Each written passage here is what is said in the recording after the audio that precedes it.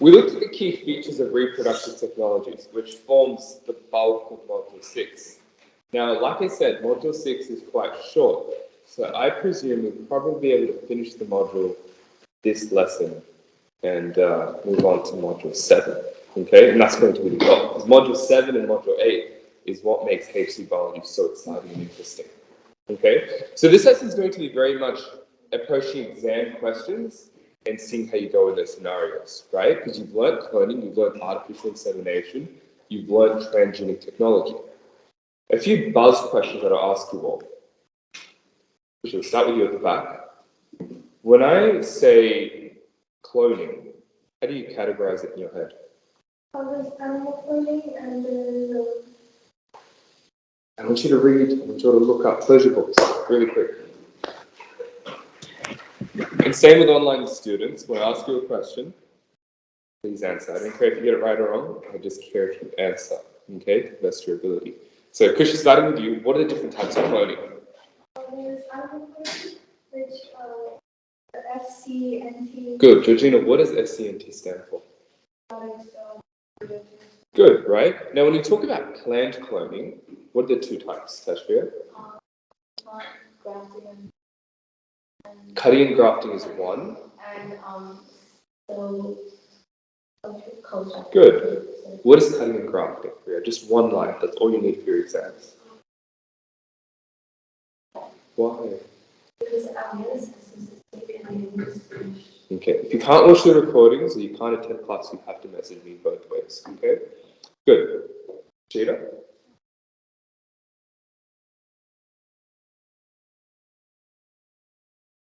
Good. Remember, it's not a complete clone. You're only cloning the shoot system because the root system will be whatever existing plant is present. Good. I want 2 lines wide on somatic cell nuclear transfer. How would you explain it? And out loud. Yeah.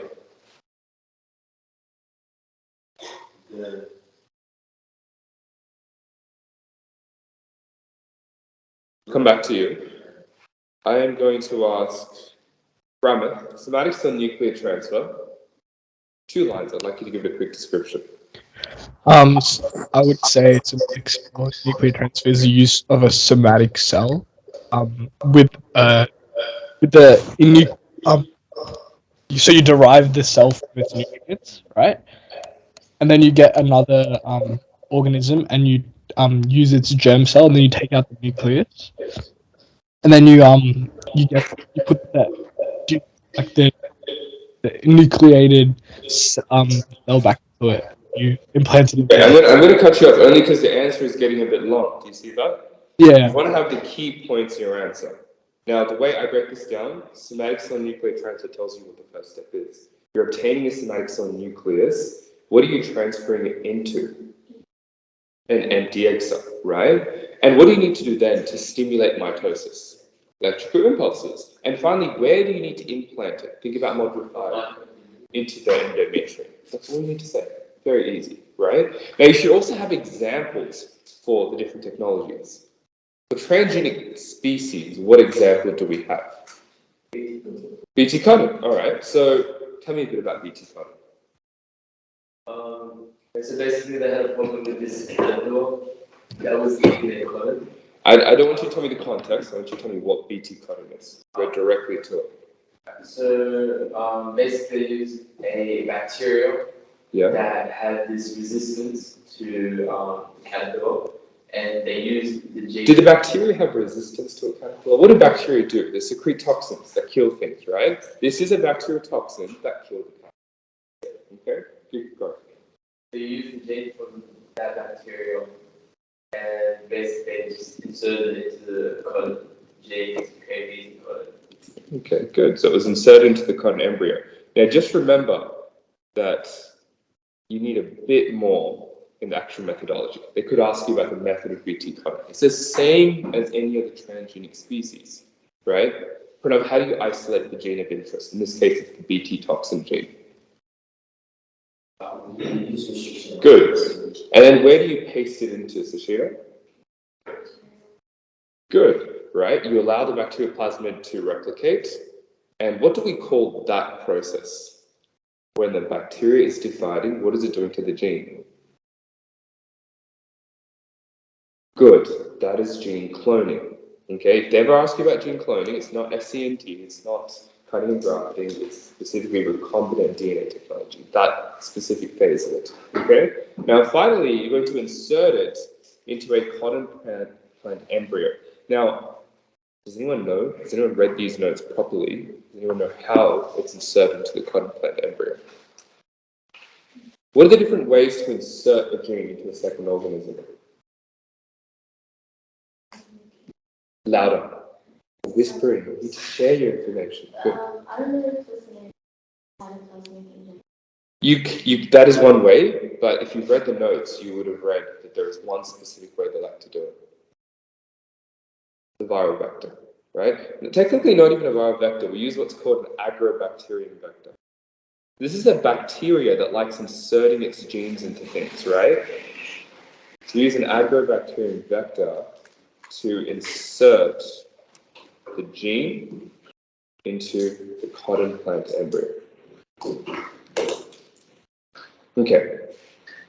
Now, remind me, have we spoken about ethics for biotechnology yet? Because that's a question that comes up quite commonly, and I think the way we'll address it is we'll go through an exam question for it, okay? So, for the next half an hour of this lesson, I'm going to be throwing you in Module 6 exam questions and seeing how you cope answering them, okay? You've pretty much finished the module. I'm going to go back. I'm going to pull up the trial questions.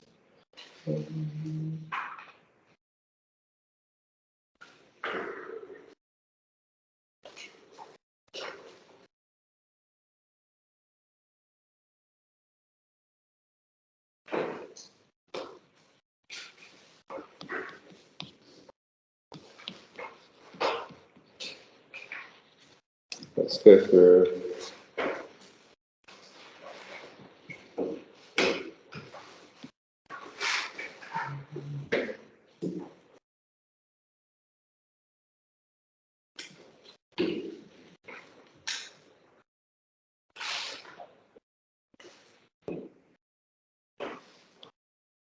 Okay, let's go through this question. Okay.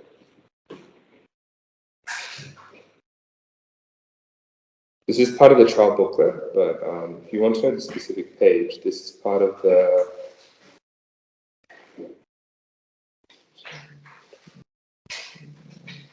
2019 CSSA paper. 2019 CSSA. Okay, and it's on page. There's no page numbers. You just write 2019 CSSA. All right, good. So I'd like you to think about your answer for a quick 15 seconds or so before I start asking you all questions.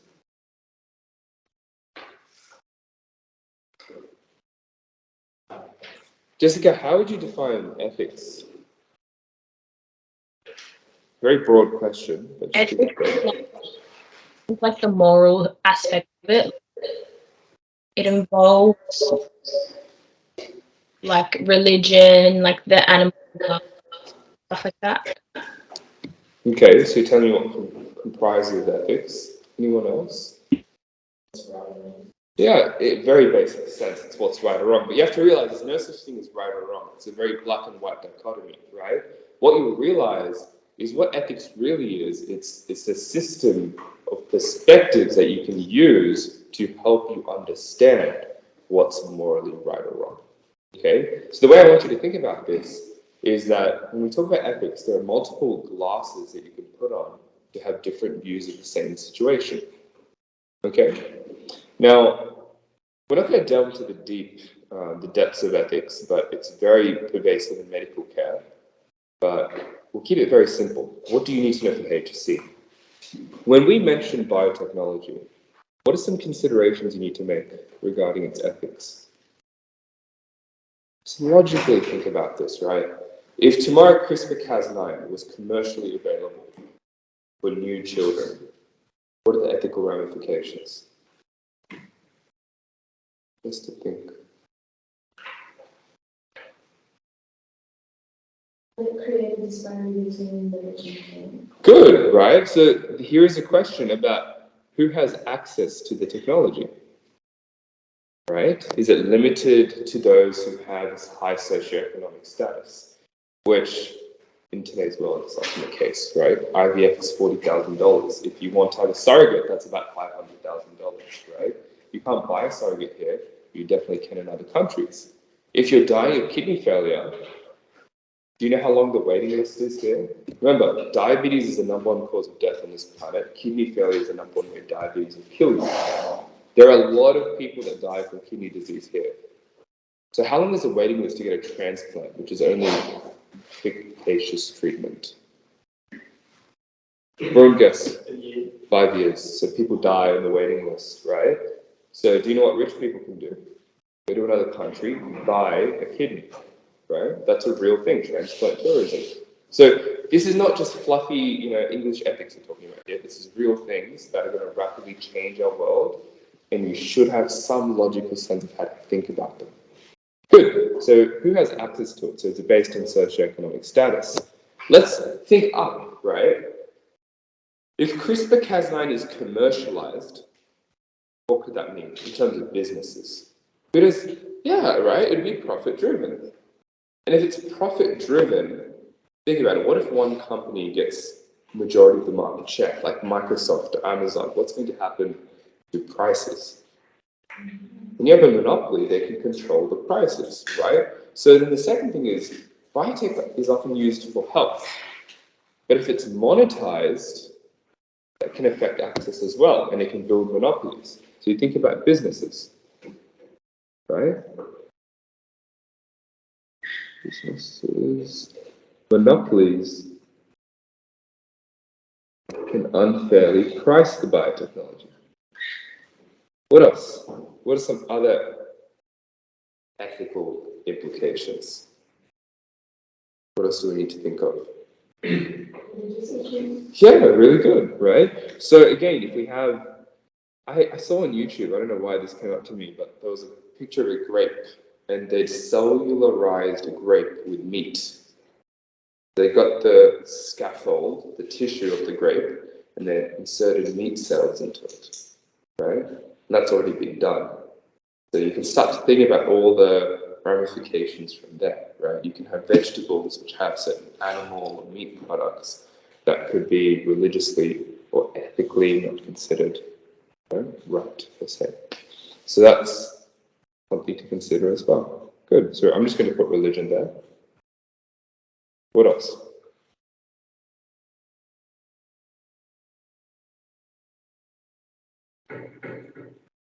I have a question for all of you. You're going to have to get insurance at one point in your life. Mom and dad are not going to cover you to get adults, right? So do you know what you have to disclose when you apply for life insurance? You need to provide the results of all your genetic tests. So if I was diagnosed with a disease that results in me dying early, I need to disclose that, even if I don't want to get life insurance. What's the ethical issue there? Good. So a huge thing you all need to consider is privacy. Who has access to your information? Okay. Good. Privacy is a major one. What else? Let me ask Ramit, any others? Would it negatively affect the ecosystem as biodiversity can be compromised? Good.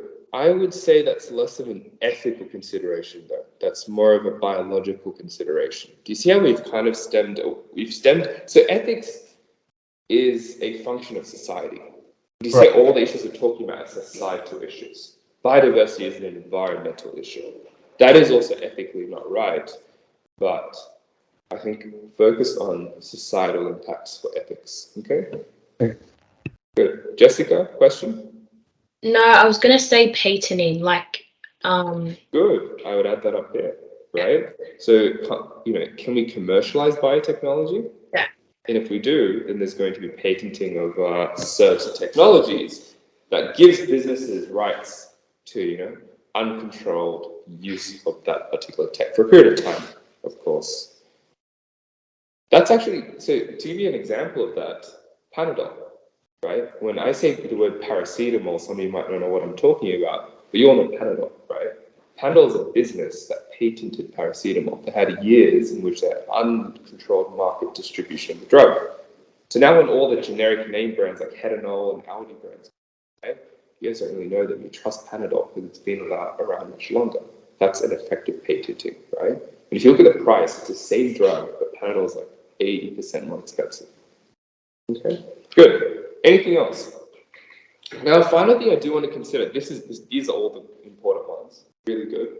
The final thing you should consider is, I'll use the fancy terms here,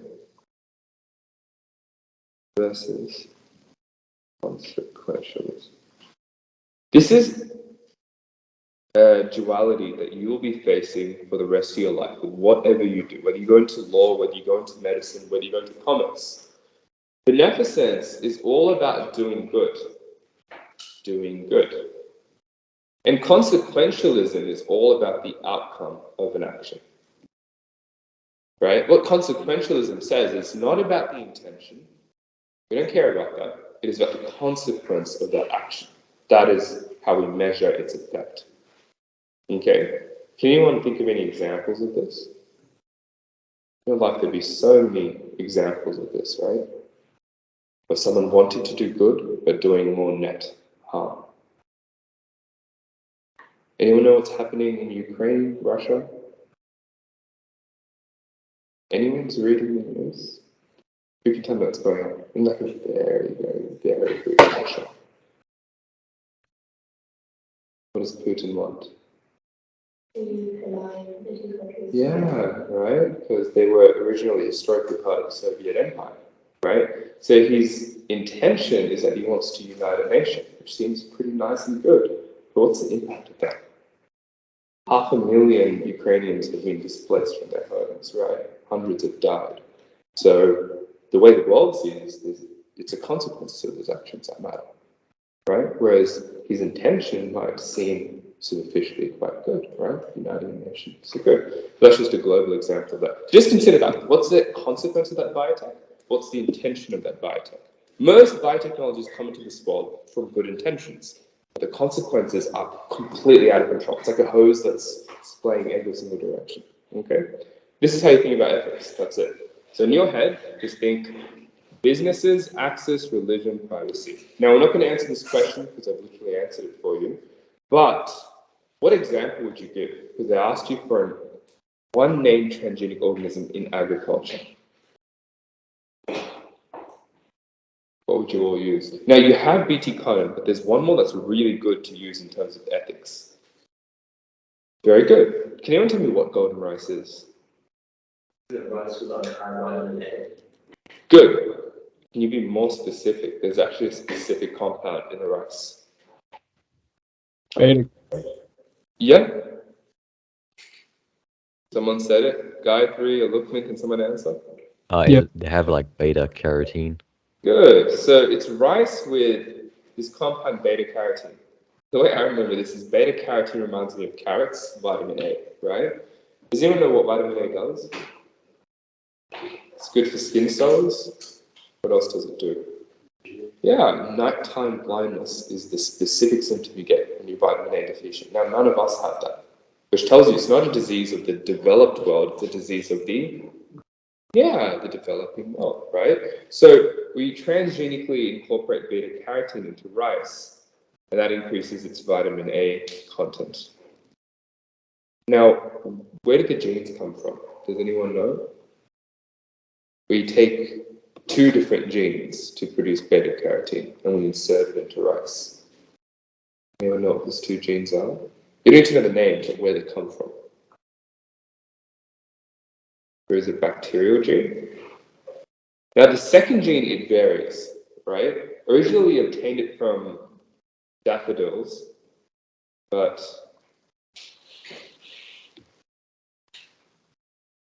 there are many different plants you can use to optimize the beta carotene content.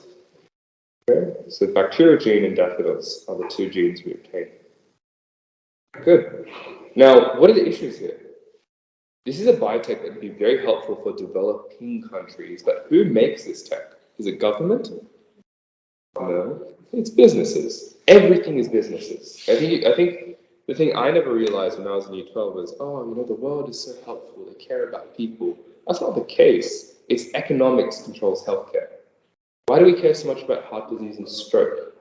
It's not just because it sucks for the patient, because every year, $350,000 taxpayer money goes to every single person with a stroke. That's how much it costs to take care of them with disability. So economically, we need to be addressing and treating and preventing stroke. That's why you guys have jump rope for heart when you're in Year 5 or 6, right? Is to educate you about heart disease risk, etc. Okay? So the thing you need to realize is economics is driving healthcare. So businesses produce this golden rice. So what are the issues there ethically?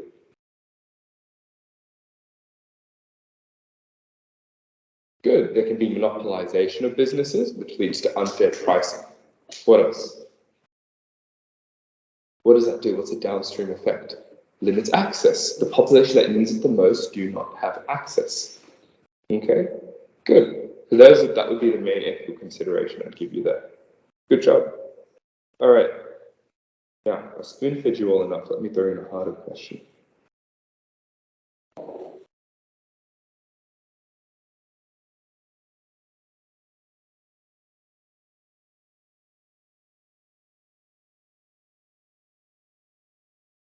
Here's your question. 7 marks. You all have exactly 1 minute to write up an answer plan. Okay? 1 minute. Online students, I will ask Victoria, I'll get you to, don't worry about the answer plan, but once you've read the question, if you could tell me what are the key words you would highlight in the question. And then I'll get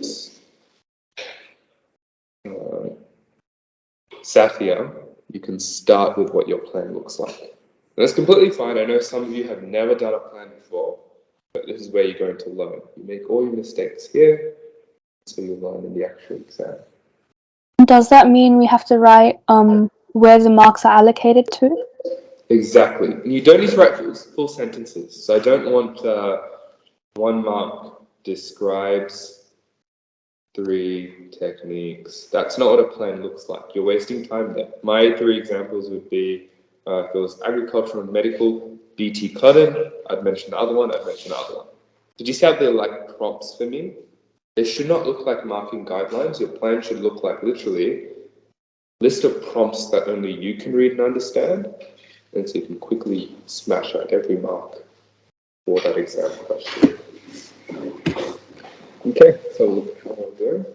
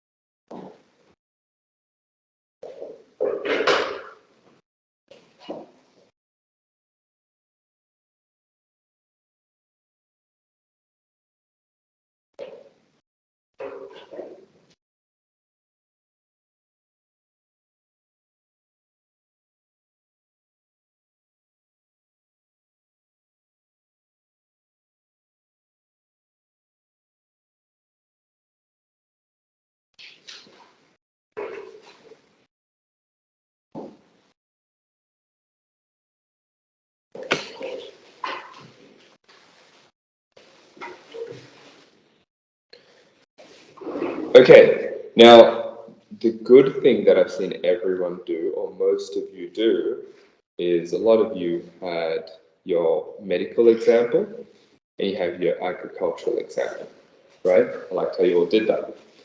Before we actually go through the plan, Victoria, we'll start with you. What are some buzzwords you see in this question? And we'll highlight it as you go.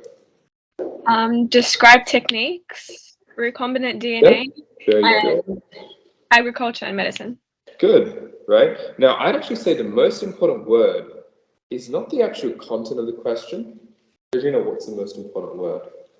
Good. It's this word here, because it will structure your entire answer. What does evaluate mean? None?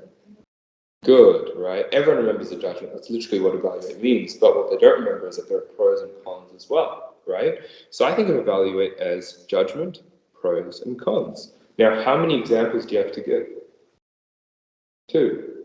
Now, it's 7 marks, right? So it could be judgment, pros, cons. Judgment, pros, cons. We've already hit how many marks?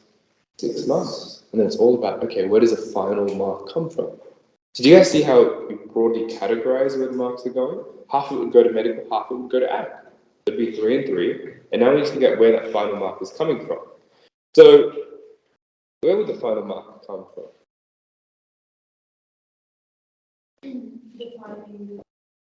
Okay, so what are some key terms in this question? Okay, 1 mark. Define recombinant DNA tech. Now remember, a really good student defines in the explanation, right? So that's a skill that you can eventually build doing. Anything else we'd like to do in our plan? Now, pros and cons seems vague. What are we giving pros and cons against? Anyone? Example. Yeah, so we are giving pros and cons of examples. So I saw a lot of you pick BT cotton. Now, all of you also picked the same medical example. Someone want to share that example? Yeah, human insulin, right? Very interesting one, human insulin. We use it all the time. It's interesting to think that I'm using that genetic technology whenever we prescribe or we provide insulin, because it's used for so many conditions. Good. And my question is, what are the pros and cons? Is it going to be the pros and cons of insulin, or the pros and cons in biodiversity, species continuity?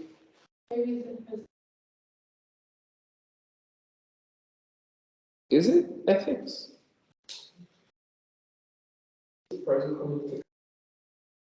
I would say it's even broader. It's just general pros and cons of the technology. So you could talk about biological, but you can also mention ethical implications too. They've been very vague here. Great benefits. If they said great ethical benefits, then you focus solely on ethics. If they said great biological or bio benefits to species continuity, then that would be, they've narrowed you down. But this is vague. You can pick whatever you like. So ethics or biological. Makes your life a bit easier, right? Good. All right. So now you need to start filling it in. What is all of this mean? So what is your judgment on human insulin? That's your medical application. And if you just say good or it's really beneficial, you're going to get a mark. Why was it very beneficial? It's a #1 cause of death. Remember, I told you guys that, right? The treatment for diabetes is providing insulin. Insulin will take the glucose from their blood, where it's useless, and put it into their cells, where the mitochondria can use it to make ATP energy. Okay? So you'd say judgment is it's very beneficial. Why? Because it saves lives in type 2 diabetes. Do you guys see how you would never understand? If I wrote this sentence in your book at school, you would understand what this means, right? That's what a marking plan should look like. A prompt that only you, as a student, understand exactly what it means. That's how you save time. Because a lot of you ask me the same question, which is, so the marking plan takes me so long, I waste 3 minutes doing it. And the answer is it should not take you 3 minutes. It should take you like 30 seconds. That's what you need to build upon. Okay? Good. So great benefits in saving lives in type 2, but even more importantly, type 1 diabetes. I would just say diabetes, which is a common cause of death. Done. Now, there's judgment pros and cons, but Victoria's mentioned a buzzword, which is techniques and describe techniques. So what would you also like to do? The method, very good. Do you see, that's probably where the other mark will come from. Even if this 1 mark here isn't part of the marking guideline, aka they don't have a definition, right? It could be that the other mark comes from student provides both methods. Okay, so I think definitely the method is very important. So what is the method for making human insulin? Tell me. How do we do it? Let me ask Safia, are you answering the question or do you have a question? I'm answering the question. Good, all right. Using a bacterium vector. Very good. So what we do is we obtain the human insulin gene from a human, of course, and we translocate it into a specific bacterial plasmid. What is this bacteria? I'll give you a hint. This might not help you at all, but this is the bacteria that causes UTI in 90% of cases. E. coli, right? E. coli, it's a very common bacteria. So, good. It's found in all your guts. All you have E. coli and GIT. Okay? So we translocate it into E. coli. And what do E. coli do? Yes, but what else do they do? What is insulin? Is it a carb? Is it a fat? The hormone, which is a protein. So E. coli will not just replicate, but they'll protein synthesize. They'll translate, so transcribe and translate. So you want to use those words. Transcribe, translate, to make human insulin. And what can we do? We can kill the bacteria, isolate everything, purify the extract, and we've got purified insulin. How much does it cost per bottle? $7. How much do we sell it for?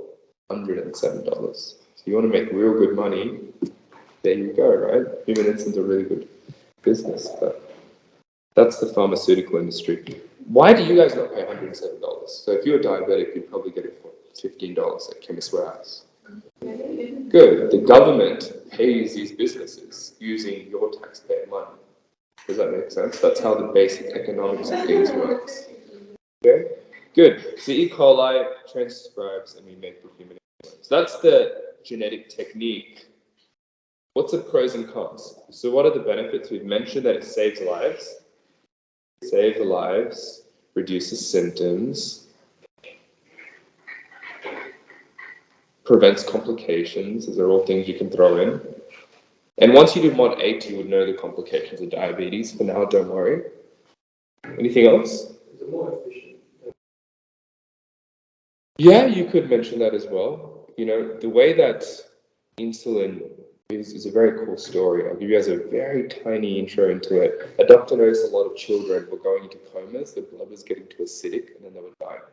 And so he thought to inject insulin, and the day he did that, all the children on that medical ward woke up. It was a miracle. And that's when they discovered, damn, this drug works, and this is what diabetes affects or changes. So it was a very cool story. So yeah. What are the cons? Can't think of any medical cons. We need insulin, right? You can talk about side effects, but that's just BS. What are the cons? What is the ethical con? I spoke about it just then. Good. Business monopolies. And what do? Increase price, which are going to. And what is that going to do to health? Individuals that need the treatment may not get access to it, and that can lead to deaths. And I'm sure people have died because they couldn't afford it. I can promise you it's happened in the US because of the homeless population. Okay? Good. And that can affect health. There you go. What about BT cotton? Who wants to give me a two-liner into the method of BT cotton? Let me ask someone who hasn't answered yet. Alyssa, BT cotton, what would your method be? I'm not really sure because I looked at golden rice more. Sure. Actually, we've gone through golden rice, so let me ask, who we got? Jessica, what's your method for BT cotton? I would say, like a definition that it's a transgenic organism, and then that it uses like recombinant technology to like insert a specific gene into the cotton. Good, but it needs to be a bit more specific. Do you need to know what BT stands for in your exams? The answer is no, but when I was in Year 12, I thought it was a bit of a flex to know the definitions. I memorized it, and I thought I sounded pretty smart. But Yeah, you don't need to know it, but as long as you can say the method is, we use a bacterial toxin and we translocate it into a cotton plant embryo. So the buzzwords I'd be looking for is bacterial toxin and cotton plant embryo. So we translocate it into a cotton plant embryo. And I'd want to see some other buzzwords with a technique. Because remember, as Victoria mentioned, technique is a very important part of this question.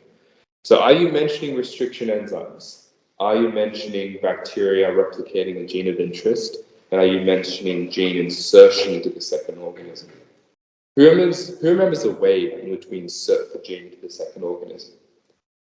We use a bacterial vector. You need to know the name of the bacteria. It's an Agrobacterium, but we use a bacteria as a vector to insert the gene of interest. Very good. And what is it used to treat? Caterpillar infestation. That's all we need to say. Okay. Very good. What are the pros? Good. High cotton yield. And what does that do to prices? Yeah. Increased supply, increased cotton yield means decrease price, increased supply, and that allows for its extensive use in society, e.g. in clothing. Okay. What is a con? Very good. Right? Repeated use equals decrease in biodiversity. Okay, remember initially there is an increase in biodiversity. Could you specify like the monocultures, like if you repeated use same cotton? Sorry, you cut off a little bit there. Could you repeat that? Specify like monocultures with BT cotton, like in. What do you mean by monocultures? It's like when you're using the same, like it decreases biodiversity, but it's just like the same. I don't know how to explain it. Monoculture means one, and culture is typically any petri dish or lab technique used. So it's actually a very, very big term. I think what you mean by monoculture is using that one gene in the cotton plant. Now, you're actually referring to a completely different problem. So I want someone to highlight that problem. What is another issue that can occur? Any ideas, anyone? Think about this. Evolution, caterpillar. The caterpillar will initially die because it's been exposed to this toxin, but some caterpillars will naturally have good. They'll be born with resistance, where maybe the toxin cannot penetrate the caterpillar's cell membranes, right? And those caterpillars will survive, reproduce, and result in BT-resistant caterpillars. And that's going to render this entire technology useless. What have scientists done now? 2022. There's been a few changes since 2016 when we learned about BT cotton. So what do scientists do now? What would you do as a scientist if you discovered that these caterpillars are becoming resistant? Toxin. Exactly. So we use two different bacterial toxins now, and that way it's very hard for the caterpillar to become resistant to both. Because the caterpillars that survive that first selective pressure will die from the second toxin. Okay, so let's say another issue is BT resistance. But I would mention that's not too much of a problem right now because we now currently use two different bacterial toxins currently used. Bacterial toxins used. So what's our judgment? I want to see if we can give a good judgment. Because if you just say BT con has been great for agriculture, that is not a judgment. Put it all together. Why is it good for agriculture? Why don't we use pesticide?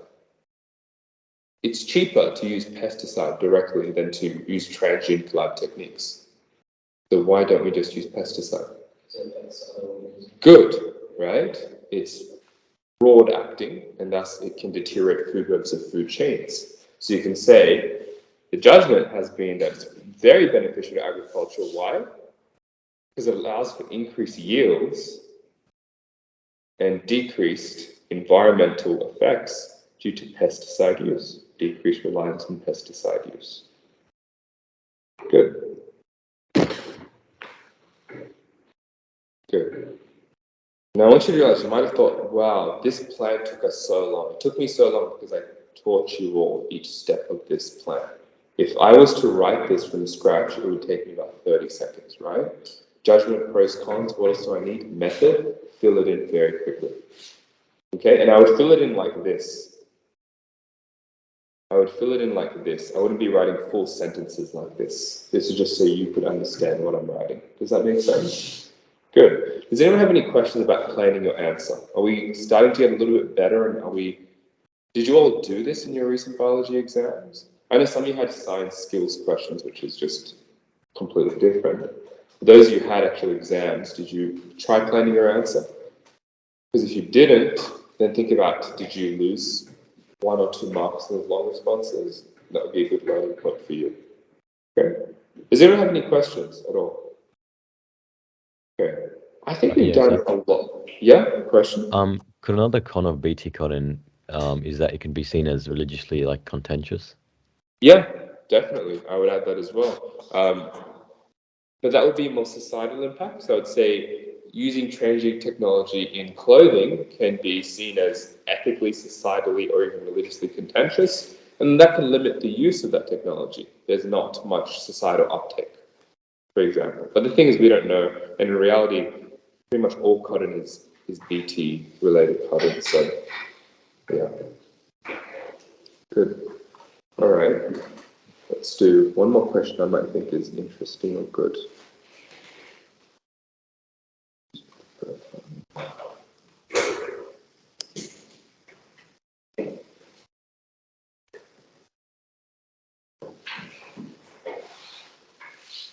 Very quickly, 28C. How does meiosis cause variation in an embryo? 2 marks. I'm just going to ask, Alyssa, what would you say? What are the 2 different ways? 2 marks means 2 points. What would you say? I'm not sure. I'm a bit confused. All right, we'll come back to you. Martin, any ideas? Good. Random assortment? Created a new term. Random segregation. Good. Random segregation. And what else? Sashida? Another point. Good. Independent assortment. Remember, these kind of occur together, so I'd include those as well. Now, the question is how? I want to see your wording. That's why I asked this question. So, Rim, how does crossing over cause genetic variation in embryo? Basically, creates new alleles, Okay, I want to sort of pause. In this module, you learned the first inquiry question. The first inquiry question is how can new alleles be introduced, right? What is the only way you can make new alleles? Good. Because do you agree, Brian? Everything else is rearrangement. So this is why I put this question out, because I know you all know the answer. I know you know the answer too, which is all about wording it. It does not lead to new alleles. Good. So it leads to increased allele combinations on what? On a chromosome. Good. What about random segregation and independent assortment? How do they cause genetic variation? Good. But this isn't increasing allele combinations on a chromosome. So crossing over does that. Do we all agree? Because what is crossing over? We've got 2 chromosomes, and we're going to exchange random alleles. Let's say this is allele D, E, and F. We'll cross that with allele C, D, and J. They're just different alleles, right? Now you notice that chromosome 1, chromosome 2, 3, and 4 will all have different allele combinations. But what does random segregation do? It's going to pull one of these chromosomes to the left, another one to the right. So what does that do? Good. It increases the possible alleles that a gamete may inherit. Because wherever this chromosome goes, whichever end it goes, will eventually go on to form one gamete. Does that make sense? Right? Good. What about independent assortment? Any ideas?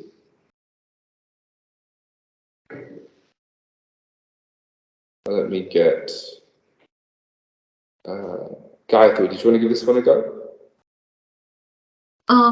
So homologous chromosomes are randomly distributed between like the daughter cells.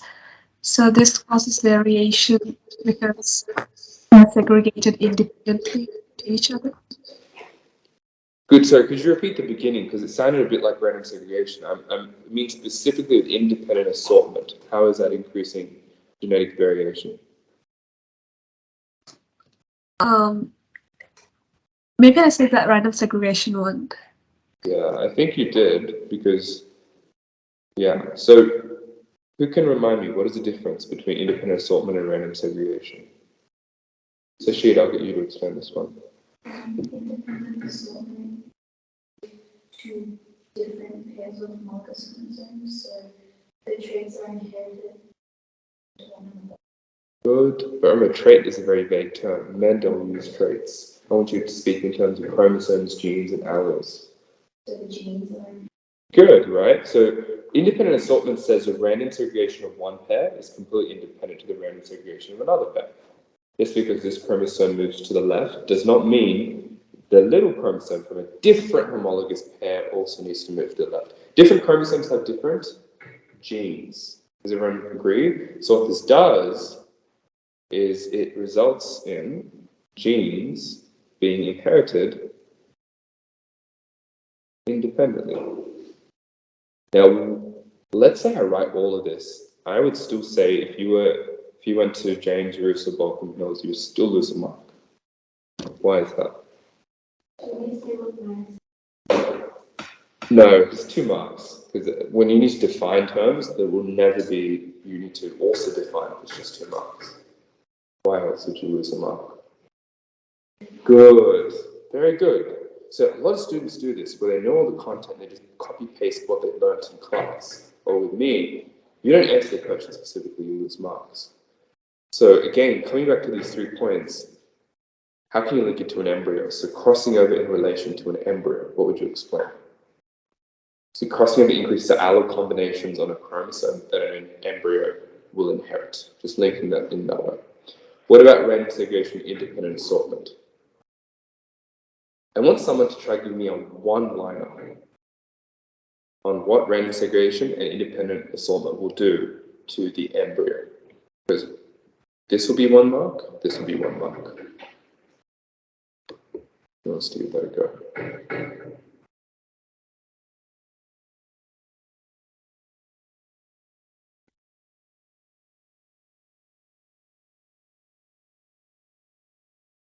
Not too complicated. I think overthinking it. Just quite literally saying this again, but linking to an embryo. And putting random segregation and independent assortment together.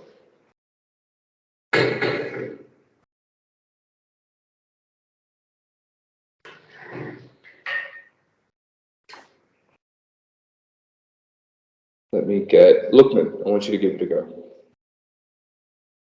So it would increase the number of so that it would increase the number of possible alleles that could be passed on to the embryo, which increases genetic variation. Yeah, I'd say technically you would get full marks for that as well. Because just everyone agree, for independent assortment, when we say genes are inherited independently, the gamete's not going to inherit more genes because of independent assortment. You're always going to inherit the same genes, hair color, eye color, height. But what the final effect is the inheritance of allele 1 is independent of the inheritance of another allele on another gene. And so that increases the allele combinations in the end. In the end, all of these things increase allele combinations in the gamete, and the gamete will go on to form the embryo.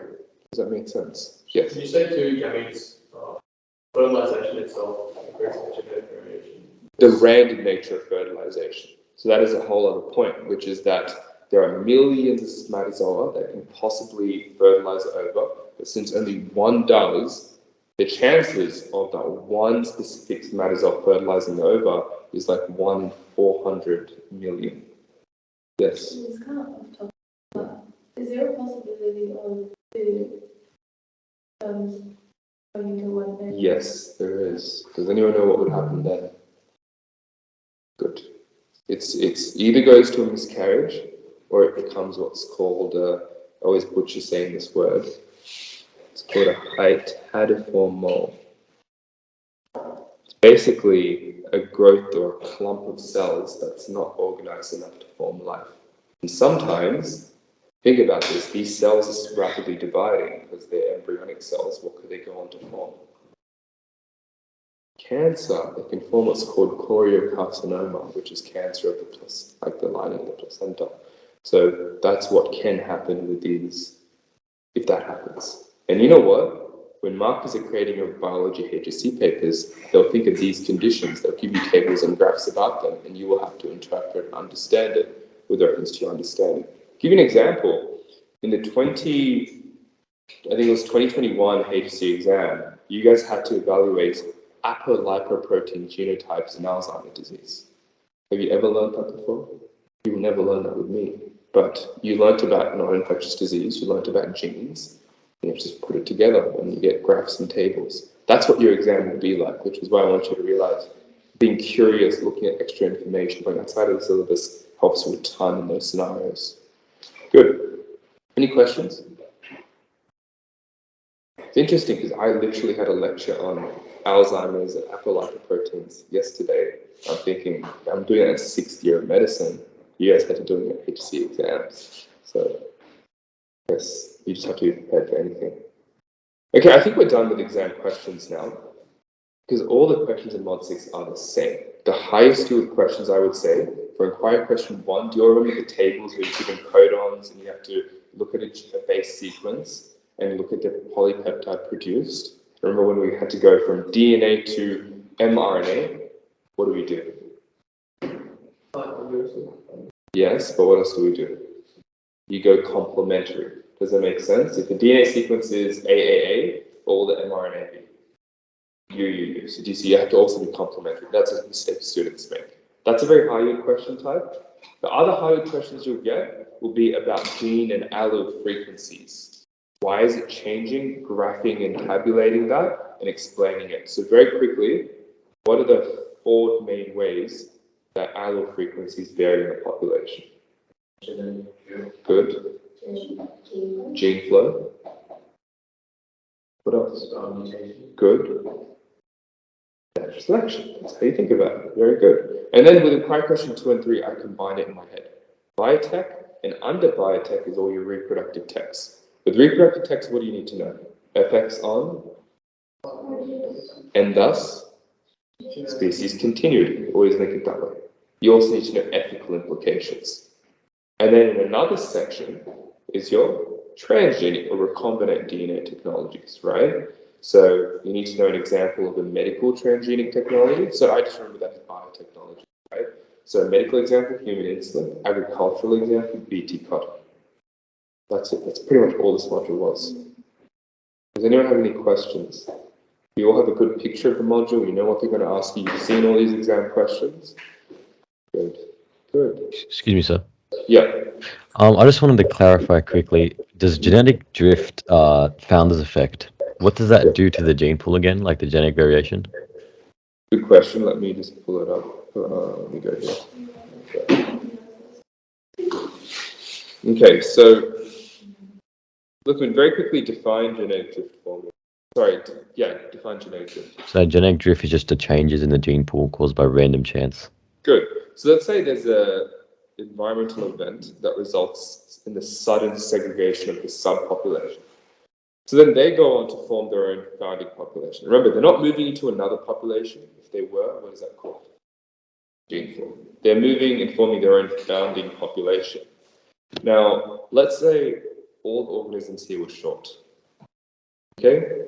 The allele frequency here is going to be 100% short, whereas here there's going to be, let's say, 70% tall and 30% short. Okay. Now, just remember, you shouldn't be using the same letter for dominant and recessive. They should look different. So R and R is used because they look different, right? So I technically shouldn't be doing this. But anyway, does everyone realize that the allofrequency in this new population is completely different to the original population? Why? Random chance. That's all genetic drift is. Does that make sense, Lukman? So the answer is, how will the gene pool vary? It completely depends on who was segregated. Whoever was segregated, that population's alleles will be more prevalent in this new gene pool. So in the new population that would have a higher allele frequency. Of whatever allele yeah, was. okay. Yeah, that's it. Any questions? Does that make sense to everyone? Anyone have any questions at all? Good. Wait, sorry, so does that have any effect on genetic variation itself? It would, right? Because you think about this now, this population is less varied. Yeah. But that's not always going to be the case, Lukman. It could be the case that this subpopulation had let's say the original population was 90 and 10, right? 90% of the population was tall. But in this new population, it'll be 50-50. You'd say this population is technically more varied, right? So the answer is it completely depends on the allofrequencies of the population that went on to be the founding population, right? So it's case by case dependent. You can't say it always reduces or it always increases variation. But I would say genetic drift is one way that genetic variation can change, or allofrequencies can change. Remember the question? Yeah, so just a good question. So with the answer plan, how would you have enough room to write your full answer out? Like if you plan it like that. So this is a writing paper, right? In your exam, in the HSC, there'll be little lines here, which are the borders of the page, which will be scanned. Mm-hmm. So what I do, if this is a question here, Yeah. my plan is up here. I write it very, very tiny words at the top. I do not write it in the actual answers. Okay. Yeah. Yeah. Good. The gene drift was like the finches. Not exactly, because the goal of the finches, or the story of the finches, is that this original population was segregated into multiple subpopulations. The original segregation event did form multiple founding populations, so that was genetic drift. But the way you all learned about the finches was then each population then underwent natural selection under their own selective pressures. That is the highlight of the finch's story. So initially, yes, there was genetic drift founders effect, but then every single finch underwent its own divergent evolution and became a new species, right? So that's the story. That's why you learnt it. Okay, not to highlight the genetic drift part. Make sense? Okay, I think we're good to move on. You've hit the hour mark. What I'll do now, before we start Module 7, I'll give you a 5-minute break, because Mod 7 is quite intense, completely different, but it's very, very interesting. So recharge, get some water, stretch, and we'll recap at 12:10.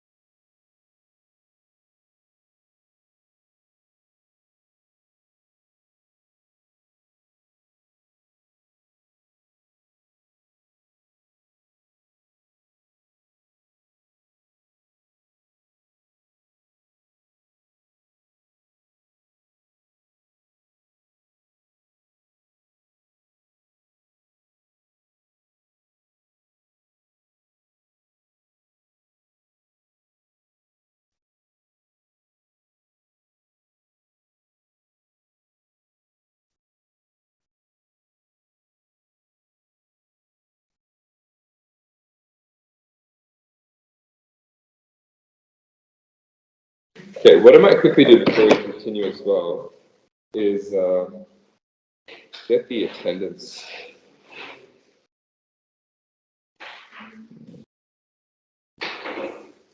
So, did you see that they're not measured on specific genes for schizophrenia? Really? I've not seen the article. Very cool. It's good that you guys what was the gene? The name?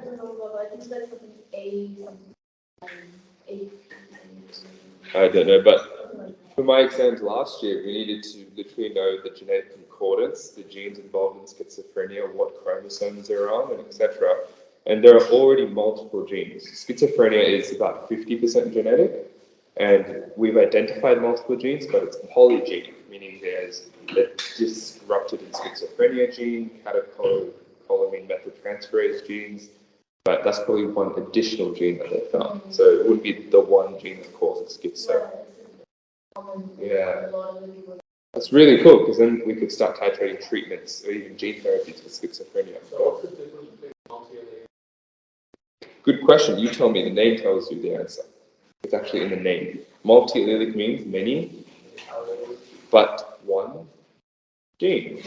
So there's more than two alleles. It's not just a recessive and dominant. And that's often the case in biology. I'll turn my camera back on. Polygenic means there's multiple genes that affect that one particular presentation. Has anyone seen anyone with schizophrenia? Really? Okay, well, it's very interesting. They have usually auditory hallucinations. They usually have delusions of someone, it could be persecutory in nature, that someone's after them. It could be thought or mind control, that, it could be non-bizarre delusions that, there's marital, like cheating, etc., that people might be delusional about. It's really interesting because it shows you that the disorder of the mind can completely affect someone's life. And these people are just out of touch with reality. But the treatments are quite cool.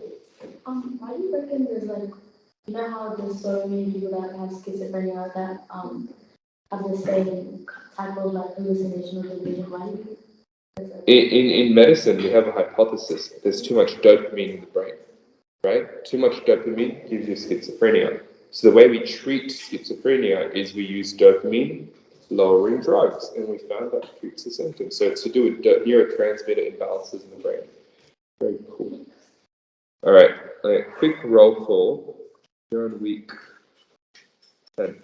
Alyssa is here. Ethan is not here. Georgina? Harshal is not here. Jessica is here. Pranav? Yeah. Raya is not here. Ria? Tanisha? Ashvia? Run? Is Isha here? Abhishek? Yeah. Kushi?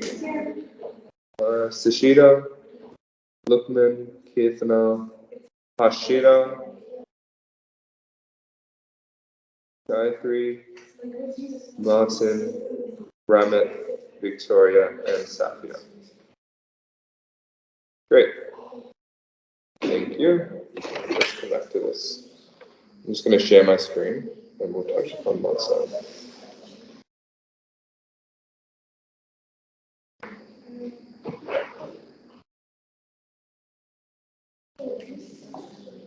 Have you guys received your NESA, like your logins and your course preferences? Have you started to list them? No, so you can't order your preferences 1 to 9 yet? That should be August, I think, you'd start getting your applications. Okay.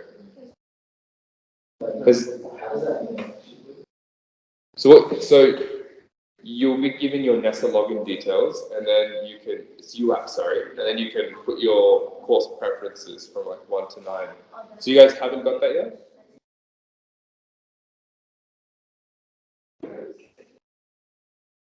Three days. Does everyone know what they're going to put as number 1?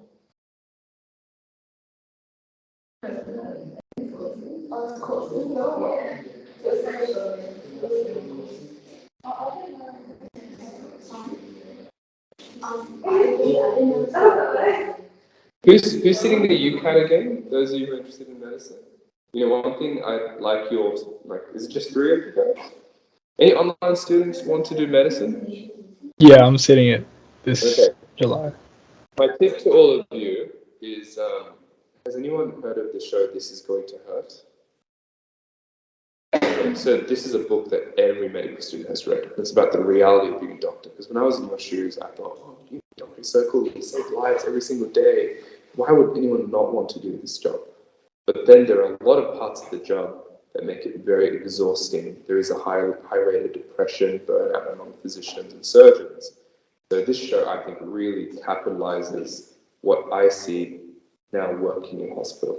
Okay, it's a bit gloomy, but it's also a bit funny. But I would recommend make sure you either read the book or watch the show, because it will give you a bit of insight to what medicine is actually like.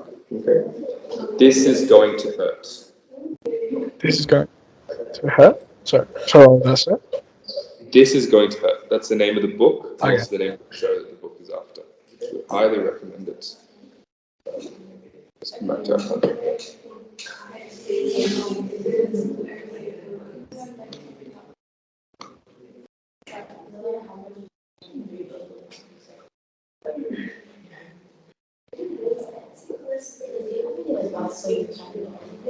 UCAT in general? Sure, I'll give it to you. Sorry, let me just ask me after class. I'll do it.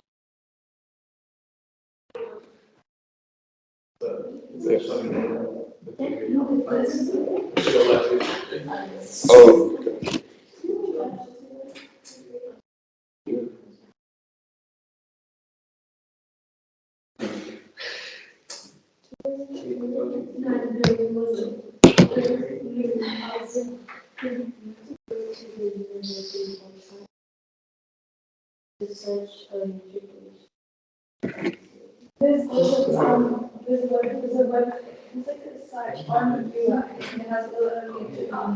Okay. All right, let's jump to this module. Is everyone ready to start mod 7? I need your full focus. All right. Oh my god.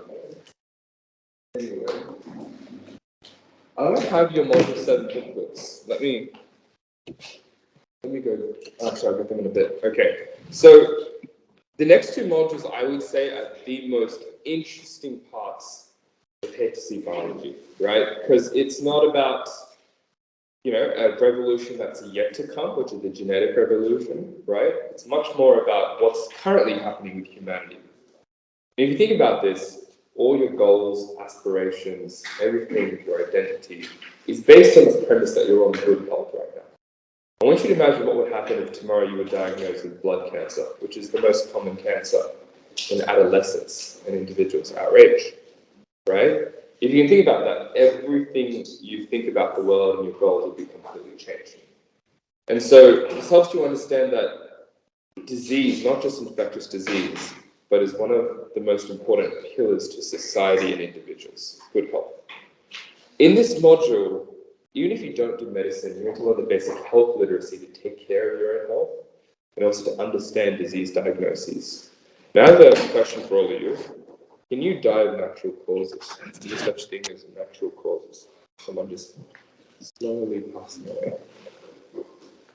It's often always messy, right? People dying of a sudden heart attack with severe chest pain.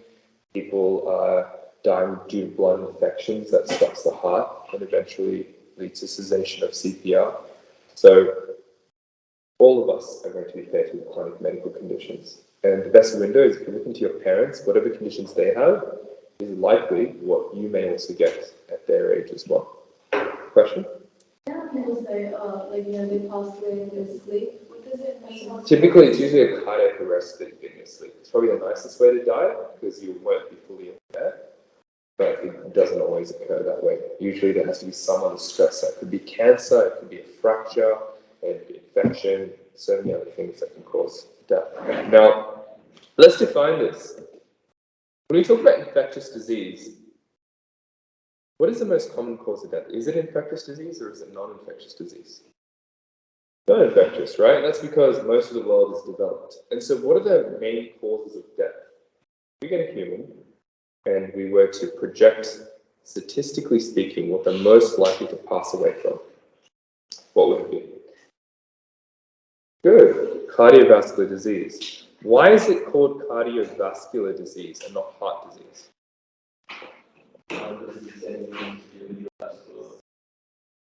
Blood vessels and the heart. Where else do we have blood vessels?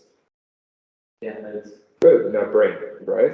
And so cardiovascular disease also refers to heart disease, but also stroke. Okay?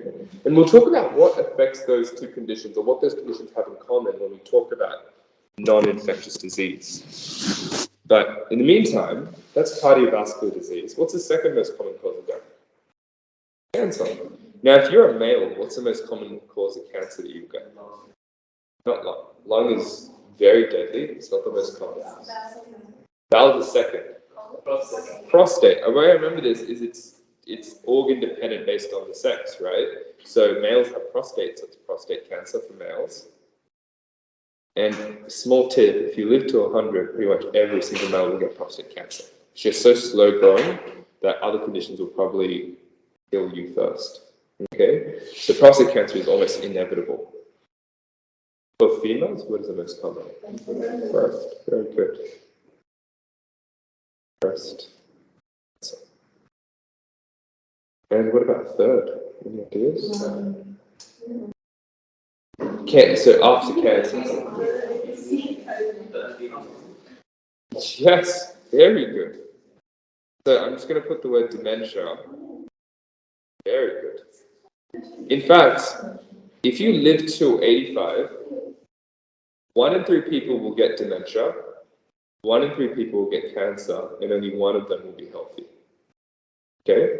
So the average life expectancy is around 85. Women live till about 86, 87, men till a bit younger, 83. But if you survive to that age, you'll either get cancer, dementia, or you'll be one of the lucky ones. Okay? So just to understand and appreciate that what we have now, good health, is not permanent. It's important to embrace it. Good. Now, let's talk about infectious disease. Infectious disease is the #1 cause of death in developing countries. What kinds of infectious disease kill people? Pardon? Malaria, that's one of them, sure. Any others? So malaria is, what causes malaria? Everyone says the same thing. It's not mosquitoes. Any ideas? It's a bacteria. Not bacteria. Not viruses. Parasite. It's a protozoan. It's technically called a protozoan parasite, but it's a protozoa that exists in the digestive system of a specific mosquito, right? So it's kind of like there was a murder, and the murderer came in a car. The car did not kill the person. It's the murderer inside, right? So Plasmodium is the name of that protozoa inside the mosquito that kills people. Good. I wouldn't say malaria is the #1 cause of death, though. What about more? Yeah, I'd say that's a huge infectious disease. We will talk about COVID-19. What else? Macroparasites. Good, but now we're going into the nitty-gritty stuff. Macroparasites is like worm infections, etc. Think common things first. That's the thing with bio. You learn so much that everything jumbles up in your head. But I would say the most common way people die is pneumonia. What is pneumonia? Pneumo means lung, to do with the lung, right? Pneumonia is an infection of the lung, usually caused by bacteria. Infections. Good. Now, I'm going to stop it there because I will show you graphs and tables about infectious disease. But let's start by defining this term here. What does it mean to be an infectious disease? Let's take a step back. What does disease mean? A hard thing to do, to diagnose or define disease.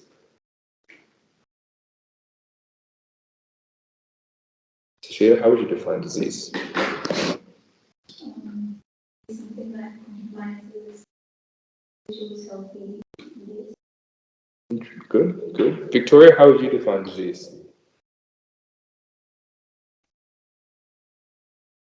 Not too sure how to word it. It's completely fine. Give it a go though. I know that's why I asked the question. It's hard to word. That's why it's completely fine if you're struggling. What would you say? Something to do with pathogens? Okay, good. Now you've actually identified what an infectious disease is. An infectious disease is one caused by a pathogen. We'll talk about that soon. Safia, how would you define disease? An abnormal condition.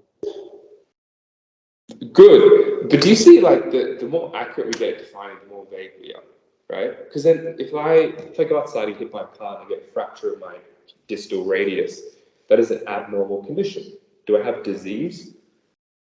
It's hard to say, right? It's a fluffy term. So the way I like to define disease is a disruption of balance. And we use a fancy word for balance with the human body. Think about this right now. You don't put any effort into this, but if I was to get a thermometer, what would your body temperature be right now, assuming you're healthy? About 30, 36.5, 37, right? And if it's higher than 37.8, then we freak out. 38 is a fever.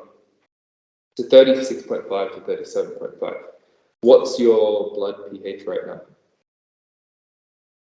6.5 is you're dead. If we see 6.5 in a reading, we crap our pants at hospital. No, we still. You guys are killing patients. 7.35 to 7.45. The reason that's important is if we read 6, we go the acidotic, we need to give them bicarbonate in chemistry, right? So 7.35 to 7.45. Very good. What's your blood volume right now? How much blood do you have circulating? 5 liters. About 4 to 5 liters, depending on your body weight, right? So do you all see that everything is in tight balance? Your body temperature, everything, even your blood glucose right now is under 11.1 millimoles per liter, unless you're diabetic. So you're not even trying, you're controlling all these parameters. I can promise you're all breathing 12 to 20 breaths per minute, your heart rate's between 60 and 100. So disease is when you disrupt those parameters. Okay, and we have a buzzword for balance in the body. It starts with H. Very good. Fancy word. What does homeostasis mean?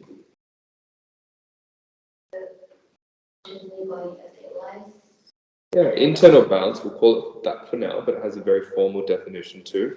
So disruption of homeostasis, internal balance. So you'll all realize, those of you who did module 7 first at school, this is your time to shine, because you would have already finished this and you can reinforce or perfect your knowledge now. Good. So it's a disruption of internal balance in the body. Now, infectious disease is a specific type of disease caused by a pathogen. Now, what is a pathogen? Does anyone know what patho means? This is where Latin helps. Patho means abnormal. Pathology is a study of what's abnormal in the human body. Physiology is the study, ology is study, right? You guys know that. What is physiology? Study of what's normal, right? So what does pathogen mean? It's any agent that causes infectious disease. Now, why am I calling it agent like they're in the FBI? Why do we not say living organism? Some of them are not living. Pretty crazy, right? Some of them aren't even made up of cells. They don't have a sentience, they don't have any consciousness, but they will still kill humans. They're still pathogens. So a pathogen is what we call an infectious agent.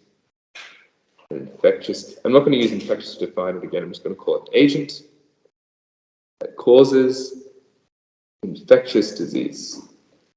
What's another feature of infectious disease that's different to non-infectious disease? If I have diabetes, are you scared that you're going to contract diabetes? So then what's the second common feature? Good. Contagious has a lot of connotations because it means high transmissibility. But what you just want to generally say is they can be transmitted. What kind of transmission? Because you have to think about this. A child with cystic fibrosis inherited it or was transmitted that condition from the parent. So we say horizontal transmission, right? Vertical transmission is what you all learned in Mod 5 and 6. Heredity, the transmission of genes. Okay? So agent that causes infectious disease, and the other feature I'd say is it's transmitted horizontally. Very good. Yeah, look, I don't even need to highlight how important this module is. You guys have seen how COVID-19 has changed life. And I think you'll realize this now, it's changed life forever. It's not just now, it's not just in the next 2 years. Mask wearing is completely normalized. If you wore masks in 2003 or 2005, people would think you're a bit weird. But now it's essential practice to maintain our health, right? How else has the world changed since COVID-19? Emphasis on personal hygiene. Very good. A huge emphasis on personal hygiene. What else? It brought vaccination to the center of the world attention. You saw how polarized today's world is, right? There's a huge proportion of people that don't like vaccines, are very hesitant. Can you think of why people don't like vaccines? Yeah, when you don't understand something, you fear something. It's like when you don't understand other races, that's racism. That's one of the stems of racism, right? Same origin with vaccines. Why else do people not like vaccines? Ideas? Do people like things when they're forced on them? No. So when you're forced and mandated to vaccines, a lot of people that go freedom, autonomy, right? Good. So hopefully you guys can understand what's shaping the world and people's perceptions. It's a very important thing to also have. Good. All right, let's now come down to content focus. You see these three big words. Now, why do I care about the content focus, Roman? Sorry, what was that? Why do you care about the content focus? Why is that important? I'm not too sure. The content focus is where your long response questions will stem from, right? So it's a little bit of a window to understand what is the most important parts about this module. And the first three words you see are literally the way this module is going to be structured. Treatment, prevention, and control is the end of this module. Who can tell me what the difference is? Treatment versus prevention. Bro? Treatment is also dealing with the current situation. Good. So management of an existing case. Good. What else? What about prevention? Let me ask Safia. Prevention. Stopping it from ever coming. Good. So prevention is reducing new cases. Which one do you think is more important?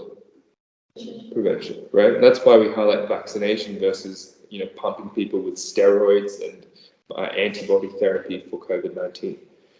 If you prevent it, you reduce cases, you reduce burden on the healthcare system. Good. And what about control? This is the one students struggle with. Lookman, what is control? Controlling the spread of it. Can't use the term in its definition. It's illegal. Oh, Otherwise, every dictionary definition will just have a word in a sentence. reducing the spread of it. Yes, the same as prevention, reducing new cases, reducing the spread. Sathya, what's the difference between prevention and control? Would it be keeping it at bay? Keeping it at bay? I would say control is prevention, but in a specific context. In the context of a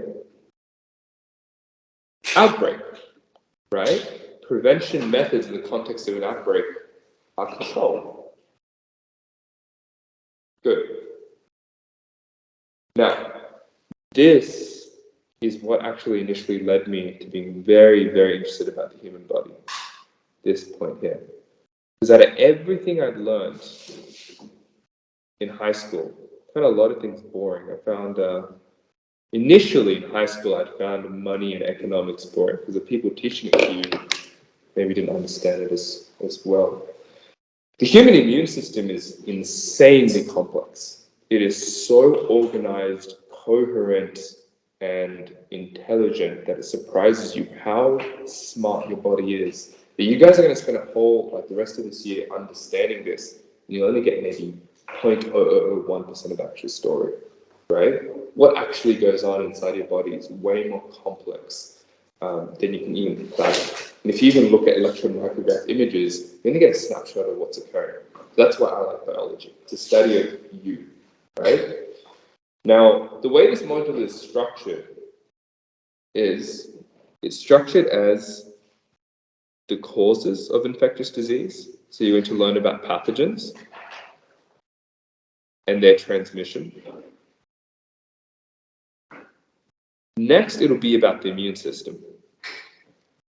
And the final part of this module will be about, what were the 3 words that we just defined? Good. Treatment, prevention, and control. That is how I want you to think about this module. Okay, so that's the key points.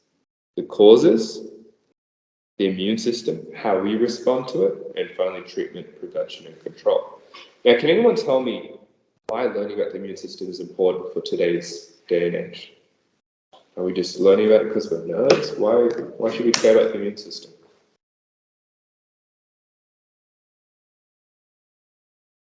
Because if you don't know why you're learning about it, you're not going to put effort, right?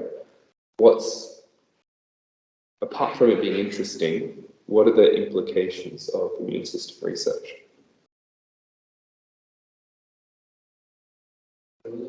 Symptoms we have. Yes, so you can learn about how best to minimize symptoms in infectious disease. That's true. And I'll give you guys a very important point. You know when you get sick and you get fevers, aches, body pains? That's not the pathogen. That's your body's immune system causing that, right? So when patients in COVID-19 get headache, fever, joint pain, that's a sign the immune system is functioning and fighting the pathogen. And we'll talk about why all that happens, because it doesn't make sense your body wants to hurt you. But let's think bigger. Why else do we care about the immune system? Wait, so then when people, like when someone has COVID-19, why are some people that they don't have symptoms and some people? That answer to that question is very complex, and that's why we need to study the immune system, right? It's very hard to simplify an answer to that question. Yeah, we'll come back to that. Any other questions? Oh, can anyone answer my question first? It's great ways to strengthen your immune system, so antibiotics and medications that help prevent. Good, very good. It can lead to new treatments. Now, what's our best defense against cancer? Not chemotherapy. Early detection, very good. But I'm asking you, the best defense once cancers come up. It's your immune system. Your immune system is the single greatest defense system against cancers, because your immune system fights anything that looks different, including cancer cells. So the newest form of cancer therapy that's the most promising in today's day and age is immunotherapy, where we give drugs that result in the immune system being overpowered or strengthened. And what does that do? It improves destruction of cancer. Okay? So studying the immune therapy, so the immune system has led to therapies for cancer treatment. So it's not just for infectious disease. Why else is the immune system important? Now with COVID-19, have you guys heard of monoclonal antibody therapy or antibody therapy? That's the way we treat COVID-19. And what that is we get antibodies from an immune system to fight the pathogen. So my point being, you're learning about this because the immune system helps fight against infectious disease. But something that students often don't realize is the immune system also helps fight against cancer. It is the single best defense against cancer as well. Good. All right, let's move on. We're going to skip all these verbs. They're in your notes anyway. Now, the reason I got you all to define this is you'll never be asked to define disease or health and all of that. But I want to set, first of all, you should know that disease is a disruption of homeostasis. That's probably the key thing I'd like you to remember. The rest, I want you to realize, is it's all vague, right? Think about the World Health Organization's definition of health. I want you to raise your hand if you're in a state of complete physical, social, mental well-being and you don't have any disease or infirmity. None of us. I'm sure some of us, you might have felt that at a point in your time, but do you agree your health is fluctuating and it's not ever perfect? So health and disease are difficult to define. That's all I want you to understand for now. Okay? Now, we're going to move on to the cool stuff. Start with the inquiry question. I want you all to read the inquiry question. I'm going to go across and I'm going to ask you all to give your simple answer. How are diseases transmitted? I don't want random things coming out. I want you guys to have a structure to your answer.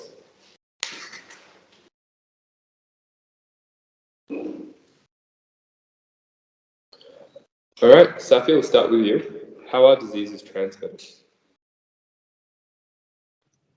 Through pathogens and vectors. Good. Not sure. Pathogens, right? But what are the different ways? Anyone Through know? air. Okay, air could be one. All right, feel free to spit out others. Direct and indirect. Very good. So disease transmission can be classed as direct or indirect. What does it mean to be direct? It's when two individuals or two organisms have direct contact with each other or each other's body secretions. Okay, so direct is touch or direct secretions. If I sneeze and I sneeze directly onto another person, is that direct or indirect? Direct, because my body secretions are on another person, right? Whereas if I sneeze on a table and someone touches the table, direct or indirect? Good. Indirect in that case, right? Because the body secretions have not directly landed on another organism. Good. So what are some examples under each? Direct and indirect. Any idea? Anyone? So under direct, there's droplets. There's sexually transmitted diseases, for example. And then examples of indirect could be things like fecal oral, right? Where fecal bacteria from one organism moves down the oral passage of another. And typically water sources, especially in developing countries, have a large load of fecal bacteria, so they cause fecal oral diseases. Every time you've had a stomach bug, you've had fecal oral pathogens like viruses or bacteria that have entered your digestive system. Good. Now let's talk about pathogens. Pathogen, we said, refers to infectious agents, but I didn't tell you anything after that. Varun, could I get you to dumb down the stop point for us? What does it mean? What do you have to know?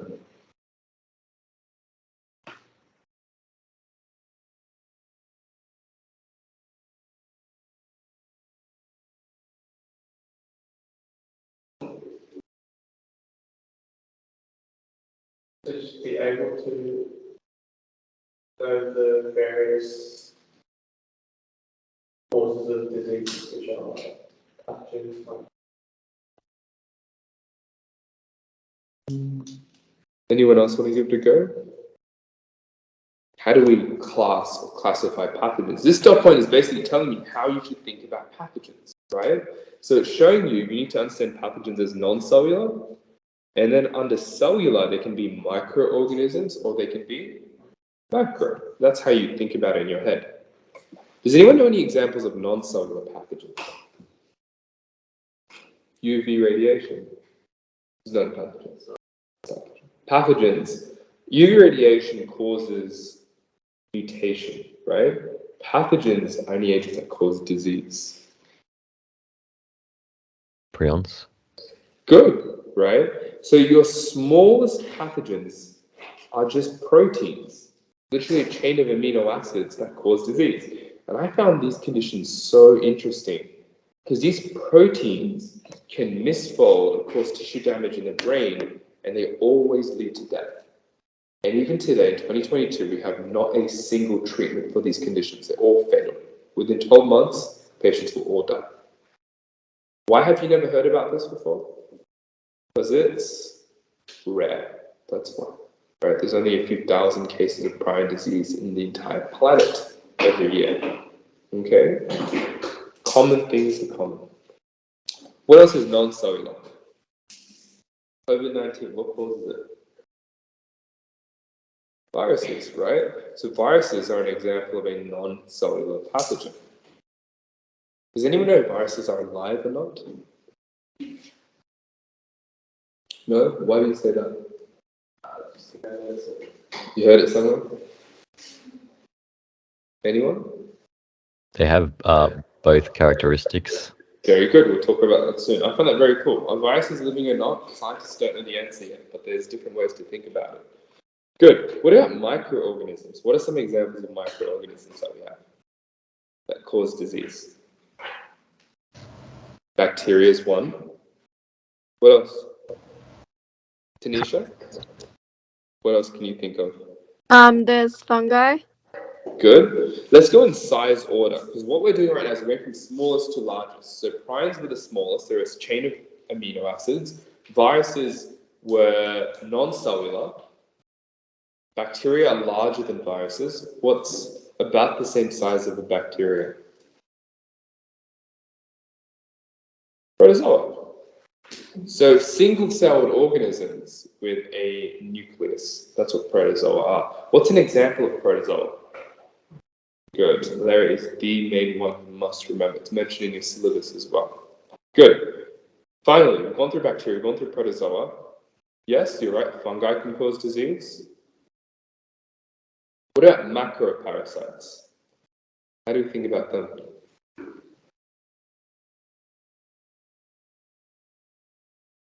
Anyone? Macroparasites. Kushi?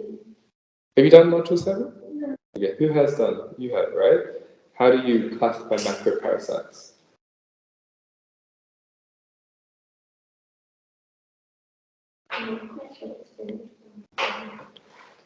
Who else has done mod 7?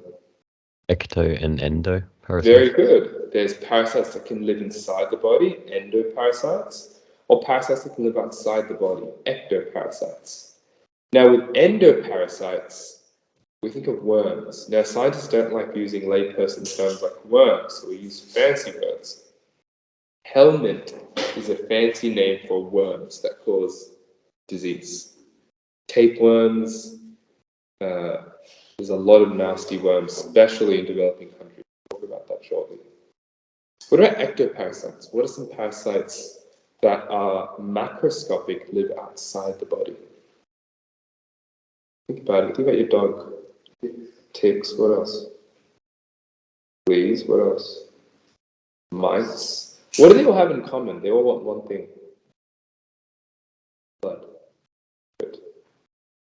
That is how you think about pathogens. That is what the syllabus wants you to do with this point. Does that make sense? And now what we're going to do is we're going to go down each category and think about what each pathogen looks like, how it causes disease, and an example of one. Make sense? Appearance, disease, and example. That's how you need to categorize every single pathogen. Good. Does anyone have any questions so far? Good. I have a question for you.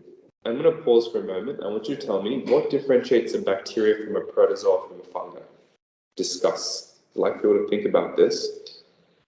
And ask some of the online students as well. What makes a bacteria appearance-wise different to a fungi versus a protozoa?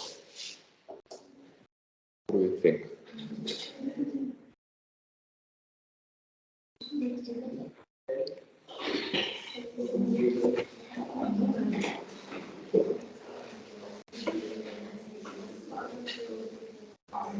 Tanisha, do you have a question? Oh, no, sorry.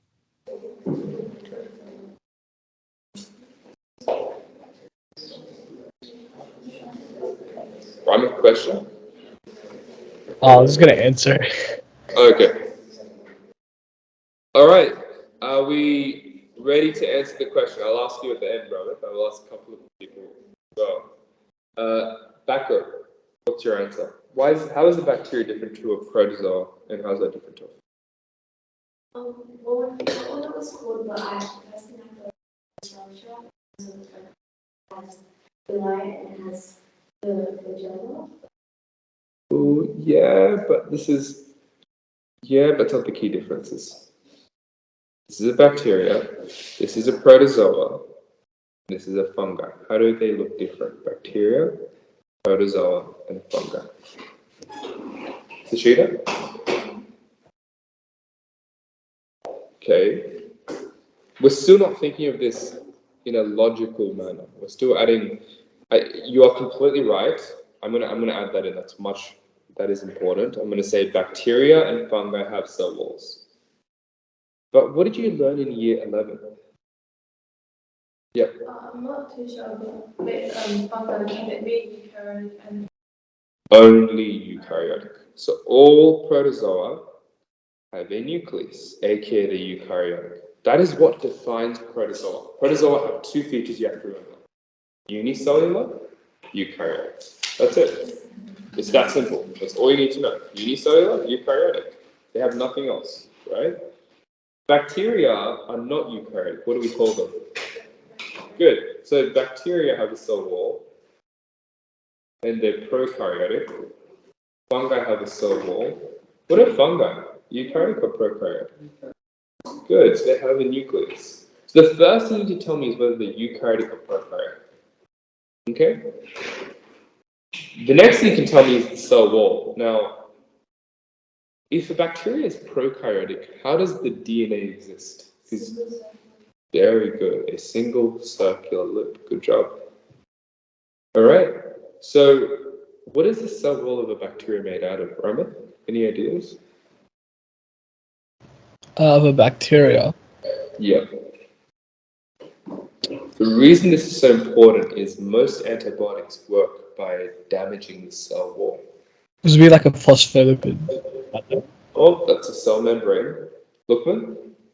A peptidoglycan. Good. Did everyone hear that? You don't need to remember what this term, but what does peptid or peptide remind you of? Protein. What does glycan remind you of? So this is telling you bacterial cell wall is made out of protein and glucose. What is a fungal cell wall made out of? Write the whole thing. Gayatri, what is a fungal cell wall made out of? Is it chitin? Good. Chitin, chitin, call it whatever you like. Good. Good. The reason this is important is I remember in my Module 7 exam, or either my trials, they gave us electron microscope images of a pathogen. And from the features on that image, we need to identify whether it was a protozoa, a fungi, or a bacteria. Does that make sense? Now, what is the only membrane-bound organelle that a bacteria will have? Good. So you'll only see ribosomes. If you see any other organelles, that is a sign that this is a fungi. Yeah. So fungi have a cell wall, but they also have endoplasmic reticulum that are connected to the nucleus. They also have Golgi bodies that look like Wi-Fi signals. They also have vacuoles and many other organelles. Okay. Good. We'll come back to this, but I just wanted to highlight so you understood when I say bacteria, protozoa, and fungi, you know what makes them different. Okay? Yes? So a bacteria and protozoa unicellular or fungi? Fungi can be either unicellular, so yeast is an example of fungi that's unicellular, or they can be multicellular. Think about mushrooms, those are fungi as well. So fungi can be both. Okay? Good. Now, extension question. I'm going to ask someone randomly. Who can I ask? Kushi, bacteria, what is their mode of replication? We learned that in Mod 5 in question 1. binary fission? Very good. Do you see how it all links now? This is how they're going to ask you questions. They'll give you an image of a pathogen, and they'll ask you what kind of replication it engages in. That way they're testing 2 dot points at once. That's what your exam will be like. Remember, they have 100 marks to ask you everything you've learned in the past year. So they will pick questions that dabble in multiple different modules. Good. What about protozoa? Hashira.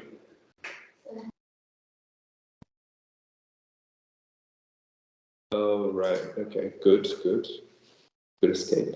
Okay. Sashida? Good. Protozoa can engage in binary fission. So whatever bacteria could do, they can do. They add a new technique, which is budding. Good. And what about fungi, everyone? Good.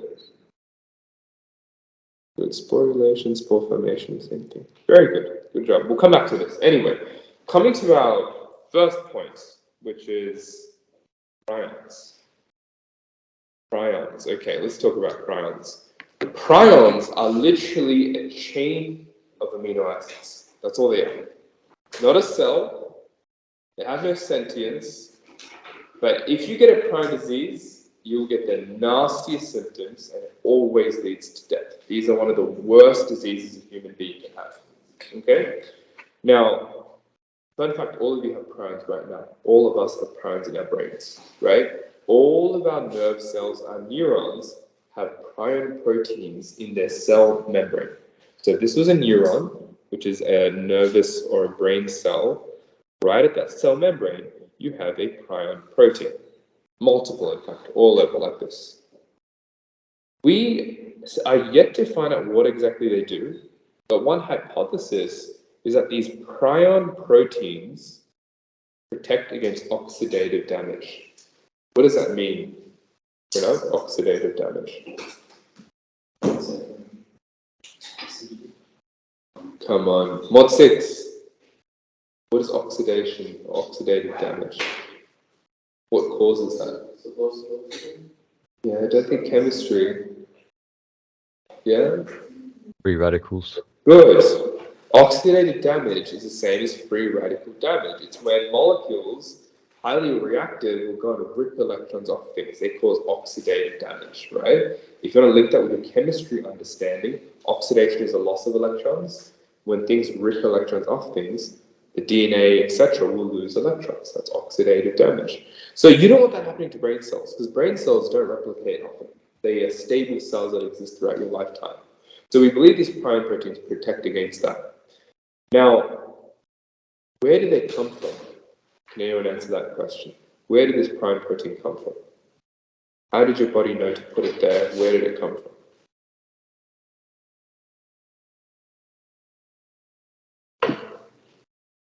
Those who can answer this are thinking.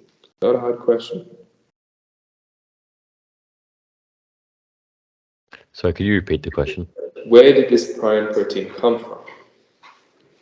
Why is it in all of your brain cells?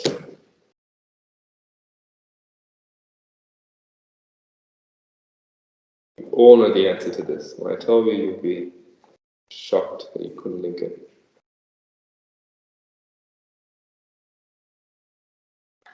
No one? Even online students? Feel free to blurt it out if you've got an answer. Human evolution, maybe? Yeah? Yeah, but that's a bit vague. Which came from? DNA, and one gene codes for one polypeptide.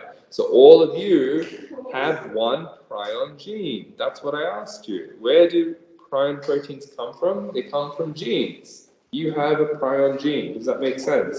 It makes this prion protein and it shoves it in the cell membranes. You all know that proteins come from genes, right? You did a whole module and a half on it. Come on. All right. So you've learned about prion proteins now, where they come from. Let's talk about what happens when they're in an abnormal configuration. Now, everyone, what do I mean when I say secondary structure of proteins? What is secondary structure? Beta pleated sheets and alpha helices. Good. So your prion proteins are normally in an alpha helix configuration. They look like this. If you zoom in, a helix. Make sense? Now, there are certain things that can make these prion proteins misfold into a beta sheet configuration. So it can misfold from this correct alpha helix to a beta sheet configuration. Alpha helix to a beta sheet.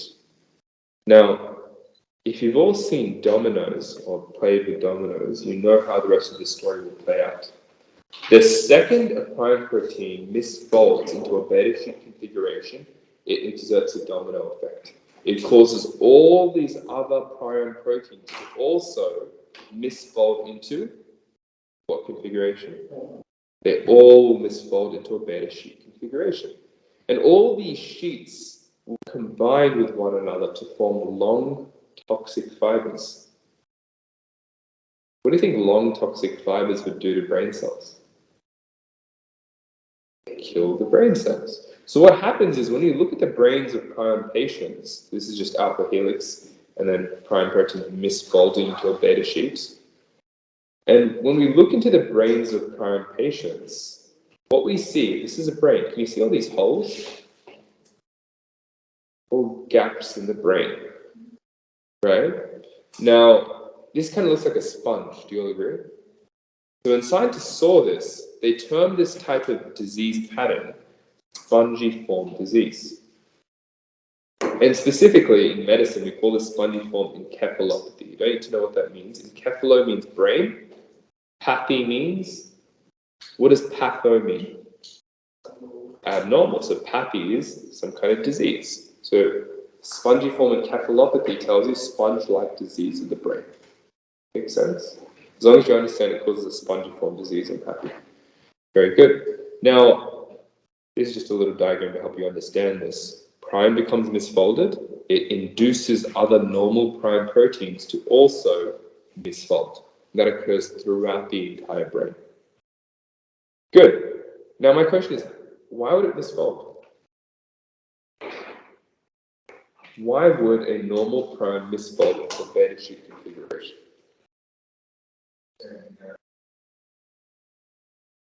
Yeah.